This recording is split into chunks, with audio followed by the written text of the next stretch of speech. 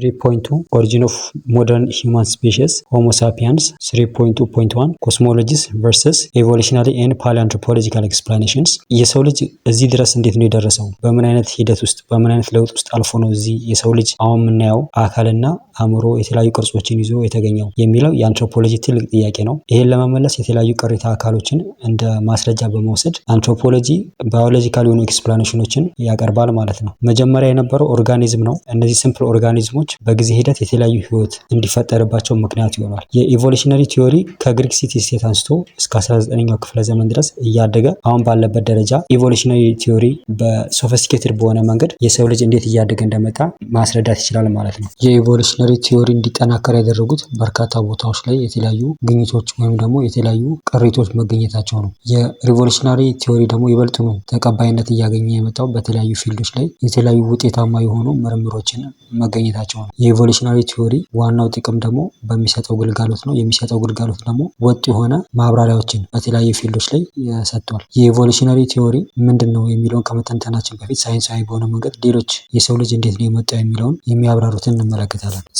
3.1.1 ኮስሞሎጂስ ኤንድ ሂውማን ኦሪጂንስ። የሰው ልጅ ከየት ነው የመጣው? በጠፈር ውስጥ ያለው ቦታ ምንድን ነው? የሚሉ ጥያቄዎች በአብዛኛው ማህበረሰብ የሚጠይቅ ነው። የሰው ልጆች ባህሎች ደግሞ እነዚህ ለመመለስ የሞከረ ነው። ኮስሞሎጂስ የሚባለው የሰው ልጅና ዩኒቨርስ አመጣጥ ኦርደር እና ስርዓት ባለው መንገድ እንዲሁም ደግሞ መዋቅር ባለው መንገድ የመጣ እንደሆነ ለማብራራት ይሞክራል። ኮስሞሎጂስ የሰው ልጅ ሱፐርናቹራል በሆነ ፎርስ ወይም ደግሞ ሁሉም በሚችል ኃይል የተፈጠረ ነው ብለው ያምናሉ። ይህ ደግሞ ከኢቮሉሽነሪ ቲዮሪ የተለየ ነው። በዝግመተ ለውጥ የመጣ ሳይሆን ተፈጥሮ የተገኘ ነው የሚሉት። ይህ አስተሳሰብ ደግሞ ከትውልድ ትውልድ በትምህርት፣ በህግ፣ በአርት፣ በቋንቋ በመሳሰሉት እየተላለፈ የመጣ ነው። ነቬጆ የሚባሉት ለምሳሌ ዩናይትድ ስቴትስ ውስጥ ደቡብ ምዕራብ ውስጥ የሚኖሩ ማህበረሰቦች ናቸው። ቅዱሳን የሰው ልጆች እንዲሁም ደግሞ ሱፐርናቹራል ፎርስ ያላቸው ከሁሉ የበለጠ ኃይል ያላቸው የሚኖሩት አንደርግራውንድ 12 ወደ ታች ዝቅ የሚል ዓለም አለ። እዛ ውስጥ ነበር የሚኖሩት። ነገር ግን ከፍተኛ ጎርፍ መቶ ወደ ላይ አውጥቷቸዋል። ከዛ በኋላ እነሱ ደግሞ ዓለም ላይ ያሉትን ነገሮች ፈጥረዋል ነው የሚሉት።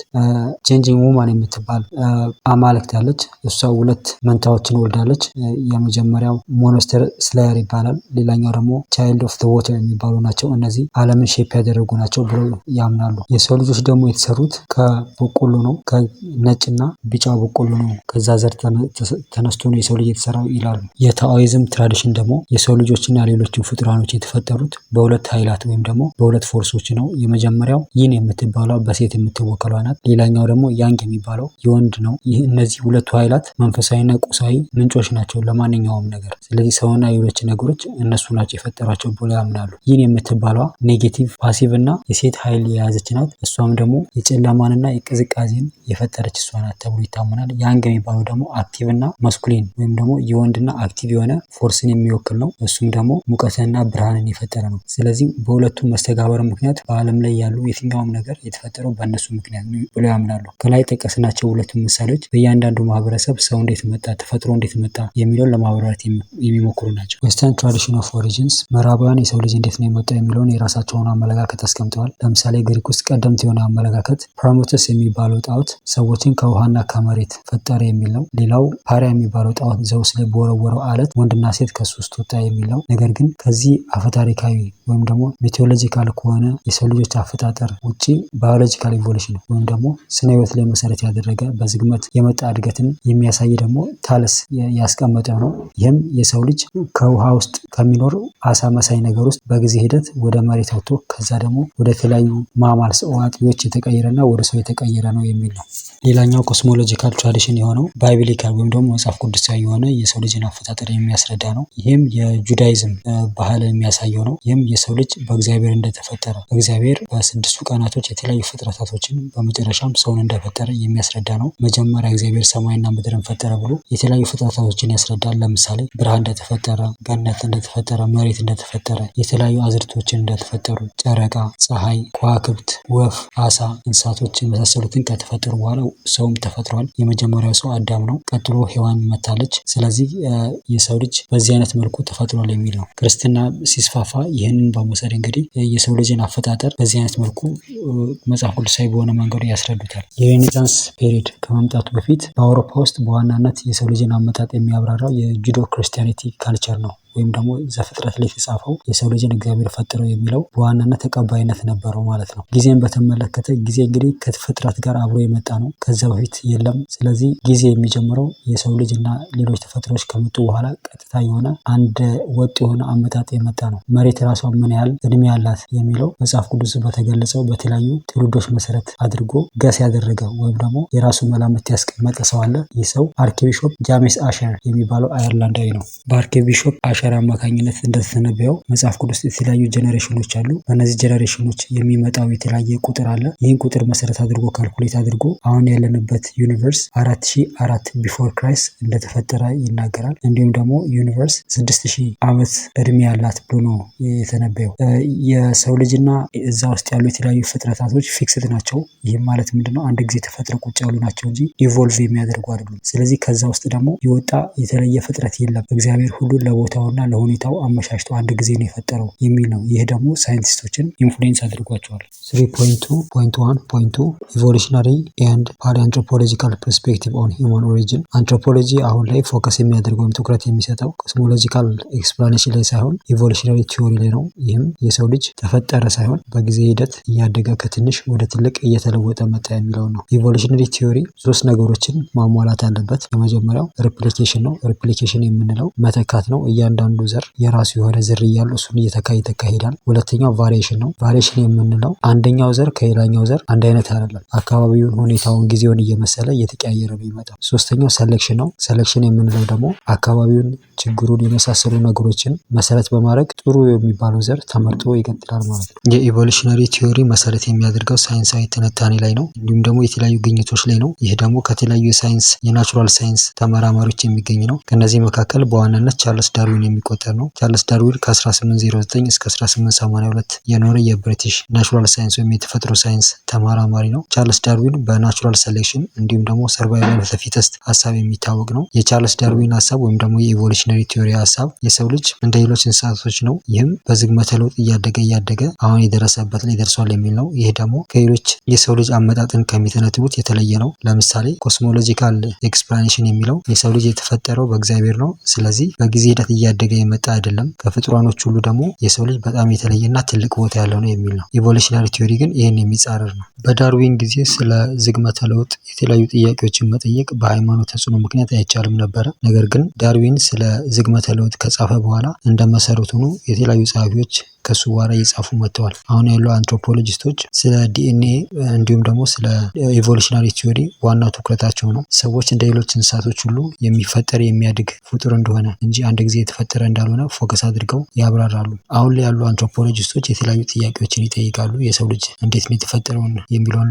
በኢቮሉሽናሪ ቲዮሪ ለማብራራት ከነዚህም መካከል ለምሳሌ ማንን እንመስላለን፣ ማንን አንመስልም፣ መቼ ነው የሰው ልጅ ወደዚች ምድር የመጣው፣ የኛ መስራች ማን ነው፣ የሰዎችን ባህሪ ከሰዎች ተቀራራቢ ዝርያ ካላቸው እንስሳቶች እንደ ቺምፓንዚ እና ጎሪላ ባህሪ መሰረት ተደርጎ ሊጠና ይችላል ወይ፣ እንዲሁም ደግሞ የኛ ስፔሺስ ወይም ደግሞ የሰዎች ዘር አሁንም ድረስ እየተቀያየረ ነው ወይ የሚል ጥያቄ አለ። ኢቮሉሽነሪ ቲዮሪ ስለዚህ የህይወት ሁሉ መሰረት ነው። ይህም ማለት ምንድነው? እያንዳንዱ ህይወት ያለው ነገር የሚቀያየር የሚያድግ ነው። አንዳንዶች ይጠፋሉ፣ ሌሎች እንደ አዲስ ያድጋሉ የሚል ነው። ስለዚህ ሰውም ቀደም ሲል የተለየ አይነት አንሴስተር አለው። አሁን ተቀይሮ አድጎ አሁን ላይ ደርሷል ማለት ነው በኢቮሉሽን ወይም ደግሞ በዝግመተ ለውጥ። 3.3 The kinds of humanity human physical variation። አንዳንድ ሰዎች ነጭ ናቸው፣ አንዳንድ ሰዎች ደግሞ ጥቁር ናቸው። ለምሳሌ ሜዲትራኒያን የሚኖሩ ሰዎች ቆዳቸው ጥቁር ነው። ስካንዲኔቪያን እና አርክቲክ የሚኖሩ ሰዎች ደግሞ አጭርና ወፍራሞች ናቸው። ከዙምቡሩ ከሚባሉት ኢስት አፍሪካ ወይም ደግሞ ምስራቅ አፍሪካ ውስጥ ከሚኖሩ ቀጭንና ረጅም ሰዎች አንጻር ይሄ ልዩነት ለምንድን ነው የተፈጠረው? አንዳንዶች አጭር፣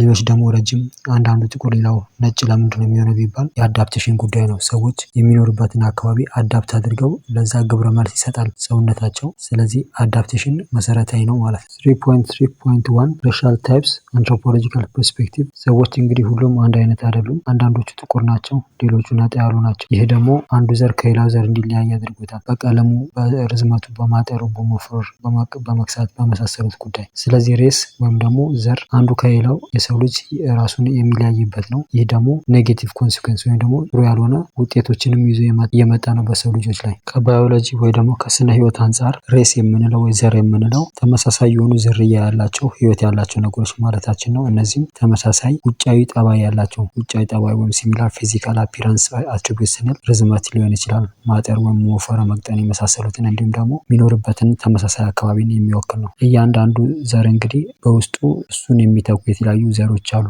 አንድ ዘር ከሌላው ስትሪክትሊ በዚህ ይለያል ለማለት በጣም ያስቸግራል። ለምሳሌ ከሰው ጋር ተቀራራቢነት የሌለውን ብንወስድ ውሻን ለምሳሌ ውሻ ተመሳሳይነት አላቸው፣ ተመሳሳይ ዘር ነው፣ ካኒስ ፋሚሊያሪስ በመባል ይታወቃል። ስለዚህ ውሾች በመሰረቱ ተመሳሳይ ናቸው የትም ቦታ ቢካሄድ። ነገር ግን የሰው ልጅ ለራሱ ጥቅም ለራሱ ፍላጎት ሲል እነዚህን ውሻዎች በማራባት የተለያየ ፊዚካል አፒራንስ እንዲኖራቸው አድርጓል። የሰው ልጆች ውሾችን ያላመዷቸው ከ20 ሺህ ዓመታት በፊት ነው። ከዛ በፊት ውሾች ወልፍ ወይ ደግሞ ቀበሮን የመሰሉ ነበረ። ነገር ግን ለሰዎች ግልጋሎት ሲባል እየተቀየሩ መጥተዋል። የሰው ልጅም እንደዚሁ አካባቢዎችን እየመሰለ መጥቷል። አካባቢውን የመሰለው ግን ከካልቸሩ አንጻር ነው እንጂ ከባዮሎጂ አንጻር አይደለም። ይህም ማለት ለምሳሌ ቀዝቃዛ ቦታ ሲኖር ያን ቀዝቃዛ ቦታ ለሰርቫይቭ ለማድረግ ጸጉር በማብቀል ሳይሆን ነገር ግን ጸጉር ያለው ልብስ በመስራት ወይም የሚሞቅ ልብስን በመስራት ነው። አዳፕቴሽን ወይም ደግሞ መላመድ አንድ ፍጡር ወይም ደግሞ አንድ ባዮሎጂካል ቢንግ ራሱን ወደሚቀጥለው ትውልድ ለማሻገር አካባቢውን ወይም ሁኔታውን መስሎ የሚኖርበት ነው። ለምሳሌ ፍሮግ ወይም ደግሞ እንቁራሪቶችን ብትመለከቱ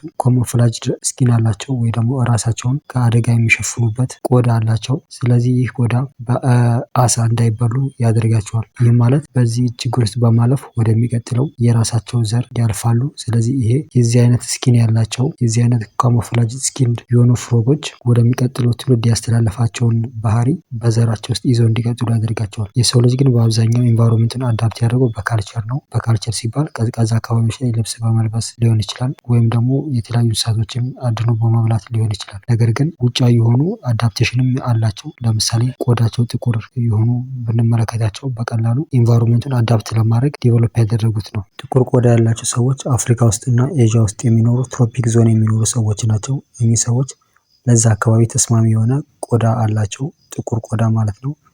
ሌሎች አውሮፓ ውስጥ የሚኖሩ ሰዎች ላይት ስኪን ወይም ደግሞ ነጣ ያለ ቆዳ አላቸው። እነዚህም ለዛ አካባቢ የሚስማማ ቆዳ ነው በጊዜ ሂደት ወይም ኢቮሉሽነሪ ዲቨሎፕ እንዲያደርጉ ያደረጋቸው። አለበለዚያ ግን ጥቁር ካንሰር ከሌላቸው ትሮፒክስ ላይ ሲኖሩ ካንሰር የቆዳ ካንሰር እንዲይዛቸው ያደርጋል። ቫይታሚን ዲ የሚባለው ሰዎች ቆዳቸው ጥቁር እንዲሆን እንዲሁም ደግሞ አጥንታቸው እንዲጠነክር ያደርጋል። አለበለዚያ ብራኬት ወይም ደግሞ እግረ ወራ ይሆናሉ ማለት ነው። ሰዎች ለፀሐይ የተጋለጡ ሲሆኑ ቫይታሚን ዲን ፕሮዲውስ ወይም ደግሞ ማምረት ይችላሉ። አብዛኞቹ ወደ አውሮፓ የተሰደዱት ጥቁሮች ወይም ደግሞ ትሮፒክ ላይ የሚኖሩ ሰዎች እዚህ አካባቢ ዳመናማ ወይም ደግሞ በአግባቡ ፀሐይ የማያገኝ ስለሆነ ቫይታሚን ዲን በደንብ ፕሮዲውስ ማድረግ ወይም ማምረት አልቻሉም። በዚህ ምክንያት እዛ አካባቢ አዳፕት አድርገው ያን አካባቢ መስለው መኖር ስላልቻሉ እዛ አካባቢ ዲቨሎፕ ያደረገው ጂን ወይም ደግሞ የሰው ዘር ይህን አካባቢ ተቋቁሞ ማለፍ የሚችለውን የሰው ዘር ነው ማለት ነው። ባዮሎጂካል አዳፕቴሽን ቅጽበታዊ አይደለም ሲባል ለምሳሌ አንድ ጥቁር ሰው ወደ አሜሪካ ወደ አውሮፓ ቢሄድ አውቶማቲካሊ ነጭ አይሆንም ማለት ነው ያን አካባቢ አዳፕት ለማድረግ። ወይ ደግሞ ነጭ የሆነ ሰው ወደ ኢትዮጵያ ወይ የተለያዩ አፍሪካ ትሮፒካል አካባቢዎች ቢሄድ ወዲያውኑ ጥቁር አይሆንም። ነገር ግን በጊዜ ሂደት እየተለወጠ ይመጣል ነው። በርግማን ሱሪ ለሚባለው ለምሳሌ የሚያሳየው አንድ ሰው ቀዝቃዛ አካባቢ የሚኖር ከሆነ ዋርም ብለድድ ወይም ደግሞ ደመ ሞቃት ነው። ይህም ደንደን ያለ ሰውነት እንዲኖረው የሚያደርግ ነው። ይህ ደግሞ ሙቀት እንዳያስወጣ የሚያደርግ ሰውነት ነው። ቀዝቃዛ አካባቢ የሚኖሩ ሰዎች ሰውነታቸው ደንዳና የሆነው ሙቀትን ለመያዝ እንደሆነ ሁሉ ሙቀት አካባቢ የሚኖሩ ሰዎች ለምሳሌ ማሳይ የሚባሉ ኢስት አፍሪካ የሚኖሩ ሰዎች ደግሞ ረጅምና ቀጭን ናቸው። ምክንያቱም እዛ አካባቢ ሙቀት ስላለ በላብ አማካኝነት ያንን ሞቃታማ አካባቢ ለመኖር እንዲመቻቸው የተደረገ አዳፕቴሽን ነው። አንዳንድ ጊዜ በኑሮ ምክንያት የተቀያየረ አኗኗር እንኖራለን። ይህ ሃቢቴሽን ወይ ደግሞ አክሊማይዜሽን በመባል ይታወቃል። ነገር ግን ይህ ሃቢቴሽን ጄኔቲክስ ወይም ደግሞ በዲኤንኤ ውስጥ የሚቀመጥ አይደለም። ምክንያቱም እንደ ሁኔታው ሊቀያየር ስለሚችል ማለት ነው። ተራራማ አካባቢ የኖሩ ሰዎች ዝቅታማ የኖረ ሰው ወደ ተራራማ እየተቀያየረ በሚኖር ጊዜ ይህ ሃቢቴሽን ነው ወዲያውኑ ጄኔቲክስ ውስጥ አይቀመጥም ማለት ነው።